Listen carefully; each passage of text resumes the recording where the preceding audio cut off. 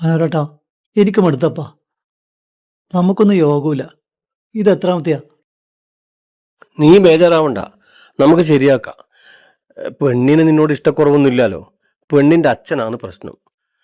ഡ്രൈവറെ വേണ്ടാന്ന്. യോഗമില്ല മനോരേട്ടാ, പോട്ടെ.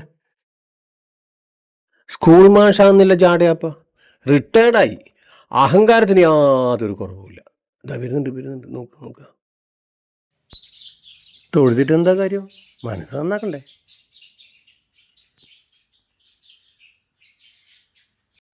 മനോഹരനാ, ഏ നീ എന്താ ഇവിടെ ഇരിക്കുന്നത്? ഇല്ല പക്ഷേ, ഞാൻ വെറുതെ ഇവനായിട്ട് സംസാരിച്ചുകൊണ്ടിരിക്കുകയാണ്. മാഷെ, ഒരു കാര്യം ചോദിച്ചോട്ടെ? മാഷക്ക് എന്നെ ഓർമ്മയുണ്ടോന്ന് അറിയില്ല. മുമ്പ് മാഷ് സ്കൂളിൽ പോയി എടുത്ത് ഞാൻ ഓട്ടിക്കുന്ന ബസ്സിലാണ്.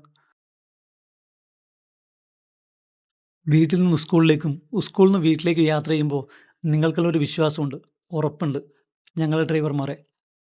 ആ ജോലി അത്ര മോശമാണ് മാഷെ?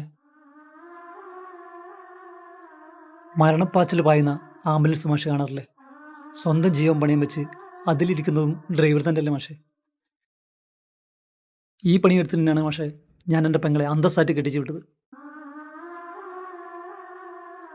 എല്ലാ ജോലിക്കും അന്തസ്സുണ്ടെന്ന് നിങ്ങളല്ലേ മാഷെ കുട്ടികളെ പഠിപ്പിക്കുന്നത്? മാഷ പഠിപ്പിക്കാൻ ഞാനാരുമല്ല, എൻ്റെ വിഷമം കൊണ്ട് പറഞ്ഞു പോയതാ.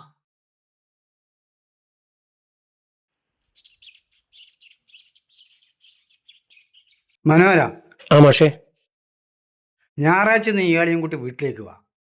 ഓ ഞാൻ കാര്യമായിട്ട് ശരി. പറഞ്ഞു, ശരി മാഷേ. ശരിയാക്കാം.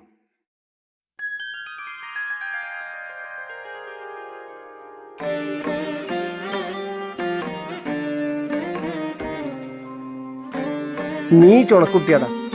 ഈ കല്യാണത്തിന് എനിക്ക് ഫീസ് വേണ്ട, ഫ്രീ സർവീസ്.